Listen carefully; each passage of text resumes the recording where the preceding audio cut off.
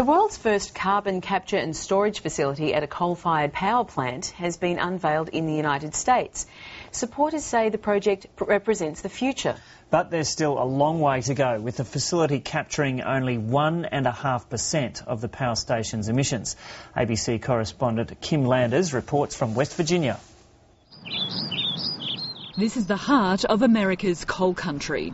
Here on the border between Ohio and West Virginia, the concentration of coal-fired power plants is so great it's been nicknamed Megawatt Alley. The Mountaineer plant on the West Virginia side of the river is one of them. Barges inching along the Ohio River deliver coal to this 29-year-old facility and others like it. There are 500 coal-fired power plants across the United States. They produce half of the nation's energy needs. They're also America's biggest emissions villains, producing 1/3 of energy-related carbon dioxide pollution. It's why they're at the heart of the battle to address climate change. Coal is the largest problem we're facing in terms of global warming. Coal is burned in China, India, Russia, Indonesia, Australia, America, South America, all of the Eastern European countries, and it will be burned in all those countries for a long, long time. The Mountaineer plant is owned by American Electric Power, the nation's largest electricity producer with 5 million customers in 11 states. Now Mountaineer has become the world's first coal-fired power plant to capture and store carbon dioxide. All right, so what you're looking at here first is this white pipe that comes down carrying the flue gas from a combustion process that has the CO2 in the gas. This is where the capture part of the process begins. The plant produces about 9 million tonnes of carbon dioxide a year.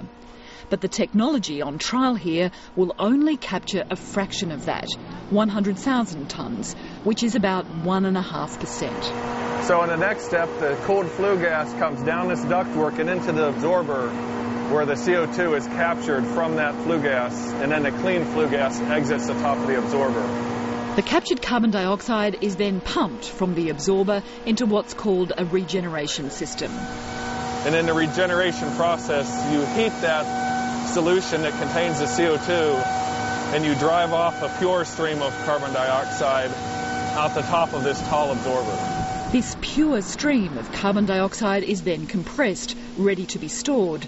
It's sent to 2 wells where it's injected into tiny pores in the rock 2 kilometres underground, to be stored, the company hopes, forever. This Mountaineer plant is providing the world with some clues about whether controls on greenhouse gas emissions will work. It'll help decide whether America's coal-fired power stations become relics of a dirtier age or can flourish in the future. The Mountaineer experiment has been running for just 2 months. I guess I'm probably a bit of an optimist. It's run long enough for me. I know the capture technology works. I don't think anyone doubts that whatsoever. The issue with the storage is how will we be able to determine that the subsurface storage capacity and what we think is the subsurface geologic formation that will house the carbon stored is functioning, and that's going to take a while. It really will. Environmentalists think carbon capture and storage is too little, too late. I certainly wouldn't describe it as a silver bullet. I describe it more as, what would be a good analogy, something like the rabbit on a greyhound track. It's always just right ahead of us, but we never actually get there. It's always being held off as it's just around the corner. And it's really right now being used as a very elusive promise that is still so far away from actual reality.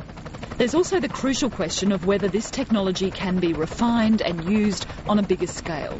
The industry also admits it'll double the cost of electricity generation, but it argues that coal will still be competitive with natural gas, wind, solar and nuclear energy.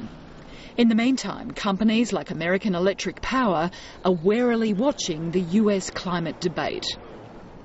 The US House of Representatives has passed legislation calling for a 17% cut to greenhouse gas emissions by 2020. The Senate is considering a 20% target. Both bills would create a cap-and-trade regime. Some in the electricity industry think the Senate target is too ambitious. So it's so troubling to me when we get these political goals that sound excellent, they truly do, but there's no reality to the ability to get that done. That's always a bit troubling to me. We are very optimistic that there will be a bill come early next year. Our hope is that the momentum will continue from what we've seen over the last few weeks and months, and that we will get a bill that actually lays out a very clear foundation to get us on the right track. But climate change legislation in the US is facing a long and contentious road to approval. While the White House is pushing Congress to make as much progress as possible before the global climate change talks in Copenhagen, it's unlikely there'll be legislation in place by then, especially when passing it could hinge on the vote of politicians from coal states like West Virginia. For now, coal will remain a crucial part of America's energy equation. As it will in Australia. Kim Landers with that report.